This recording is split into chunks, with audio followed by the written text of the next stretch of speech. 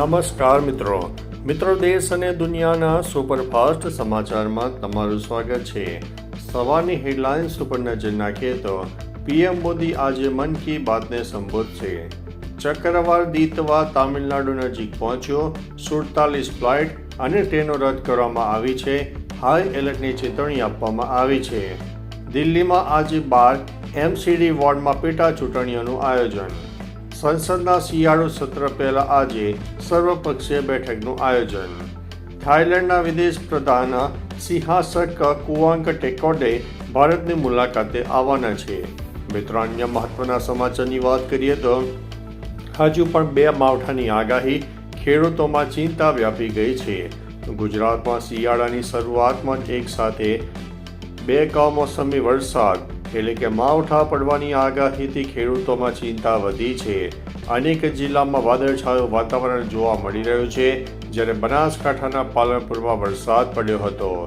આગાહીકાર મુજબ ડિસેમ્બર 7થી લઈને 10 ડિસેમ્બર અને 23થી 28 તારીખ વચ્ચે વરસાદની વકી છે, જે ઘઉં, ચણા અને જીરું સહિતના પાકને નુકસાન પહોંચાડી શકે છે। અન્ય મહત્વના સમાચારની વાત કરીએ તો ભારતની અમેરિકા સાથે 7,995 કરોડની સંરક્ષણ ડીલ। ભારતે અમેરિકા સાથે ભારતીય નૌસેનાના 24C હેલિકોપ્ટર કાફલા માટે 5 વર્ષના ફોલો ઓન સપોર્ટ માટે 7,995 કરોડના મહત્વપૂર્ણ સંરક્ષણ કરાર ઉપર હસ્તાક્ષર કર્યા છે। આ ડીલ અમેરિકન રાષ્ટ્રપતિ ડોનાલ્ડ ટ્રમ્પ દ્વારા ભારતીય વસ્તુઓ પર 50% ટેરિફ લગાવ્યા બાદ બંને દેશોના સંબંધોમાં થોડો તણાવ ઓછો કરવા માટે હોઈ શકે છે। સંરક્ષણ મંત્રાલયે કહ્યું છે કે આ સપોર્ટ પેકેજ આત્મનિર્ભર ભારતના વિઝનને મદદ કરશે। અન્ય મહત્વના સમાચારની વાત કરીએ તો પટ્ટા ઉતારવાની વાત પર આજે પણ અડગ તેવું મેવાણીએ જણાવ્યું છે। કોંગ્રેસના જિગ્નેશ મેવાણીએ પ્રેસ કોન્ફરન્સમાં ફરીથી સ્પષ્ટતા કરી છે કે જે પોલીસ કર્મીઓ દારૂ અને જુગારથી કમાણી કરે છે તેમના પટ્ટા ઉતરી જશે, એ વાત ઉપર તેઓ આજે પણ અડગ છે। આ લડતને મજબૂત કરવા કોંગ્રેસ ટૂંક સમયમાં હેલ્પલાઇન નંબર જાહેર કરશે। મેવાણીએ લોકોને સોશિયલ મીડિયા પર દારૂ અને જુગારના વિડીયો પોસ્ટ કરીને કોંગ્રેસને ટેગ કરવા માટે અપીલ કરી છે। સાથે જ અન્ય ચીજવસ્તુઓ માટે શ્વેતપત્ર જાહેર કરવાની માંગ કરી છે। અન્ય મહત્વના સમાચારની વાત કરીએ તો કપરાડા આશ્રમ શાળા 2 ઇન્ચાર્જ પ્રિન્સિપાલ સસ્પેન્ડ। કપરાડા તાલુકામાં આશ્રમ શાળાઓમાં નવા શિક્ષકો પાસેથી વિકાસ ફાળાના નામે ગેરકાયદેસર પૈસા ઉઘરાવવાના કૌભાંડમાં કડક કાર્યવાહી થઈ છે। સુથારપાડા આશ્રમ શાળાના ઇન્ચાર્જ પ્રિન્સિપાલ શશિકાંત પટેલ અને આસનોણા આશ્રમ શાળાના ઇન્ચાર્જ પ્રિન્સિપાલ અરવિંદ પટેલને તત્કાળ સસ્પેન્ડ કરાયા છે। તેમની સાથે સંકલન કરીને રકમ વસૂલનાર અન્ય 3 વ્યક્તિઓ સામે પણ પોલીસ ફરિયાદ નોંધાઈ છે। અન્ય મહત્વના સમાચારની વાત કરીએ તો ઇકબાલગઢ ગામમાં દબાણો હટાવાયા। બનાસકાંઠા જિલ્લામાં દબાણો હટાવવાની મહાઅભિયાન ચાલુ છે। અમીરગઢ તાલુકાના ઇરવાલગઢમાં 13 વર્ષથી નોટિસો છતાં ન દૂર થયેલા 11 ગેરકાયદેસર દબાણો પર જેસીબીથી કાર્યવાહી થઈ છે। પંચાયત તંત્રના આદેશે પોલીસના ચુસ્ત બંદોબસ્તમાં રસ્તાઓ પરના આ દબાણો હટાવતા ગામના માર્ગ વ્યાપક થયા છે। આથી લોકોને વ્યવહારિક સુવિધા મળશે અને રસ્તા પહોંચી વળશે। મિત્રો, અન્ય મહત્વના સમાચારની વાત કરીએ તો ભયાનક વાવાઝોડું, ફ્લાઇટ અને શાળાઓ બંધ। હવામાન વિભાગના જણાવ્યા અનુસાર ચક્રવાત ઉત્તર અને ઉત્તર પશ્ચિમ દિશામાં આગળ વધીને 30 નવેમ્બર સુધી ઉત્તર તામિલનાડુ, પોંડિચેરી અને નજીકના દક્ષિણ આંધ્રપ્રદેશના દરિયાકાંઠા નજીક પશ્ચિમ બંગાળની ખાડી સુધી પહોંચવાની સંભાવના છે। ચેન્નઈ એરપોર્ટ સત્તાવાળાઓએ 54 સુનિશ્ચિત ફ્લાઇટો રદ કરી દીધી છે। ભારે વરસાદની ચેતવણી વચ્ચે તામિલનાડુમાં ઘણી શાળાઓ પણ બંધ કરવામાં આવી છે। અન્ય મહત્વના સમાચારની વાત કરીએ તો જિગ્નેશ મેવાણીના સમર્થનમાં દલિત મંચ જોવા મળ્યું છે। વડગામના ધારાસભ્ય જિગ્નેશ મેવાણીએ થરાદમાં દારૂના વેપલા સામે કરેલી રજૂઆતથી ઊભા થયેલા વિવાદથી અસર જૂનાગઢ ઉપર પણ પહોંચી છે। જૂનાગઢમાં રાષ્ટ્રીય દલિત અધિકાર મંચ અને સમસ્ત અનુસૂચિત જાતિ સમાજે કલેક્ટરને આવેદનપત્ર આપીને મેવાણીના સમર્થનમાં ઉગ્ર રજૂઆત કરી છે. જિલ્લામાં દારૂના અડ્ડા બંધ કરાવવા અને ભ્રષ્ટ પોલીસ સામે કાર્યવાહીની માંગ ઉઠી છે, જેનાથી રાજકીય ગરમાવો વધ્યો છે. અન્ય મહત્વના સમાચારની વાત કરીએ તો બનાસકાંઠામાં વાદળછાયું વાતાવરણ, ખેડૂતો ચિંતિત.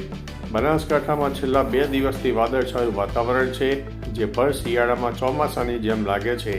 આથી ખેડૂતોમાં રવિ પાકોમાં જીવાત પડવાની અને કમોસમી વરસાદથી નુકસાનની ચિંતા વ્યાપી છે. જિલ્લો ખેતી અને પશુપાલન પર નિર્ભર છે.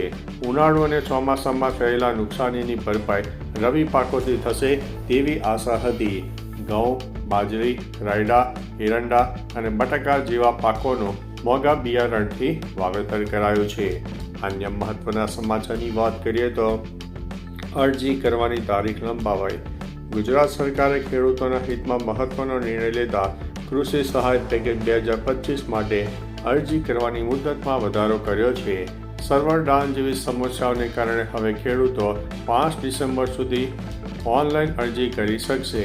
10,000 કરોડના આ પેકેજ હેઠળ ઓગસ્ટ અને સપ્ટેમ્બર મહિનામાં થયેલા પાક નુકસાન માટે હેક્ટર દીઠ 22,000 રૂપિયાની સહાય ચૂકવવામાં આવશે. આ નિર્ણયથી 5 જિલ્લાના 800થી વધુ ગામોમાં ખેડૂતોને રાહત મળી છે. અન્ય મહત્વના સમાચારની વાત કરીએ તો મહિલા કોંગ્રેસે દારૂ સામે આવેદનપત્ર આપ્યું. જિગ્નેશ મેવાણીની ગુજરાતમાં દારૂના અડ્ડા બંધ કરાવવા અને ભ્રષ્ટ પોલીસ કર્મીઓ સામે કાર્યવાહીની ચીમકી બાદ રાજકીય ગરમાવો વધ્યો છે. કોંગ્રેસ નેતાઓએ તેને સમર્થન આપ્યું છે. નવસારીમાં મહિલા કોંગ્રેસે એસપી કચેરીને આવેદનપત્ર આપીને જિલ્લામાં ચાલતા દારૂના અડ્ડા બંધ કરાવવાની માંગ કરી છે. તેમણે 30 વર્ષના ભાજપ શાસનમાં દારૂબંધી નિષ્ફળ જવા બદલ આક્રોશ વ્યક્ત કર્યો છે. અન્ય મહત્વના સમાચારની વાત કરીએ તો અમરેલીમાં 25,000થી વધુ ખેડૂતોને કૃષિ રાહત પેકેજ. અમરેલી જિલ્લામાં કમોસમી વરસાદથી થયેલા પાક નુકસાન માટે રાજ્ય સરકારના રાહત પેકેજ હેઠળ અત્યાર સુધીમાં 25,000થી વધુ ખેડૂતોના ખાતામાં 75 કરોડથી વધુની સહાય ડીબીટી દ્વારા જમા કરાઈ છે. 14 નવેમ્બર 2025થી શરૂ થયેલી અરજી પ્રક્રિયામાં જિલ્લાના 626 અસરગ્રસ્ત ગામોના 2.19 લાખથી વધુ ખેડૂતોએ ઓનલાઈન 20E મારફતે અરજી કરી છે. અન્ય મહત્વના સમાચારની વાત કરીએ તો હર્ષ સંઘવી અને ધવલ પટેલ વચ્ચે મુલાકાત. ગુજરાતના નાયબ મુખ્યમંત્રી હર્ષ સંઘવીએ 12મી ચિંતન શિબિર બાદ વલસાડની મુલાકાત લીધી. તેમણે વલસાડ ડાંગ લોકસભા સાંસદ ધવલ પટેલના અબ્રામા નિવાસસ્થાને સૌજન્ય મુલાકાત લીધી. આદિવાસી પરંપરા મુજબ વારલી શોલ ઓઢાવીને તારપા સ્મૃતિ ચિહ્ન આપીને સન્માન કરાયું છે.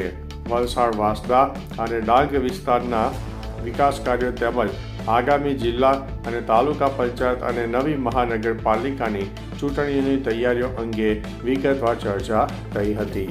તો ચાલો મિત્રો, ફરીથી દેશ અને દુનિયાના સુપરફાસ્ટ સમાચાર લઈને મળતા રહીશો. ત્યાં સુધી અમને રજા આપશો. નમસ્તે.